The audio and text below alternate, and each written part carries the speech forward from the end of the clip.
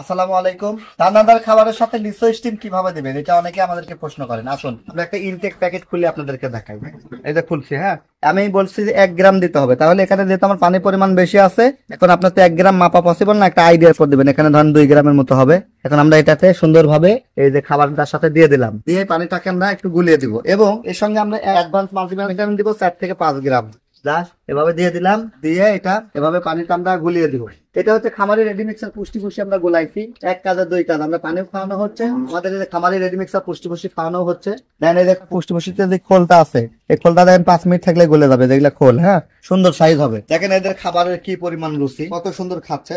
তাই খামারি ready mixer পুষ্টি পুষ্টি আপনারা নিয়মিত আপনার গবাদি পশুর যত্নে, গরু, ছাগল, গারল, হাঁস, মুরগি থেকে শুরু করে যে কোনো প্রাণীকেই আপনারা আমাদের এই খামারি রেডি মিক্সার পুষ্টি পুষ্টি দিতে পারেন। এবং পাশাপাশি আমাদের এই যে 2টা মেডিসিন আছে, অ্যাডভান্স হেড এবং এই যে লিসো স্টিম, এই 2টা প্রোডাক্ট সকালে এবং বিকালে দিবেন। আপনার গরু, ছাগল, গারলের কোনো রোগ টোগ হবে না।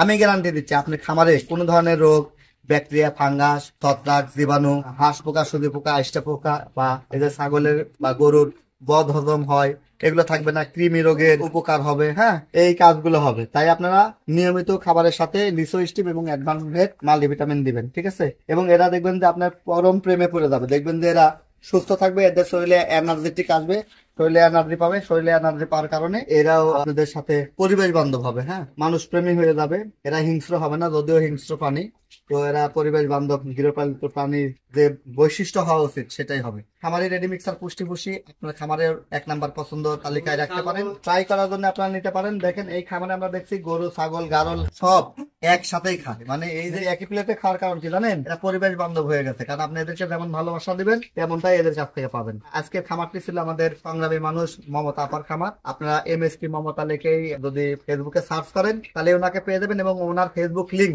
আমি কমেন্টসে দিয়ে দিব। আপনারা তার ন্যাচারাল ভিডিও গুলো দেখতে পারেন, তার খামারটা দেখতে পারেন, এবং আপনারা পরামর্শ নিয়ে গরু, ছাগল, গারল, হাঁস, মুরগি কিভাবে পালন করতে হয় সেই বিষয়গুলো বিনামূল্যে পরামর্শ নিতে পারেন। চাইলে ভিজিট করতে পারেন। এবং ওনার খামারে সুন্দর সুন্দর ছাগলের জাত আছে, মা ছাগল আছে, বাচ্চা ছাগল আছে, পাঠা ছাগল আছে। আপনারা চাইলে সেগুলো দেখে একদম ন্যায্য মূল্যে দালাল ছাড়া ক্রয় করতে পারেন। সবার সুস্বাস্থ্য এবং দীর্ঘ কামনা করে বিদায় নিচ্ছি। আমি T M Mofidul Islam, T M agro and fisheries, Natore. আল্লাহ হাফেজ।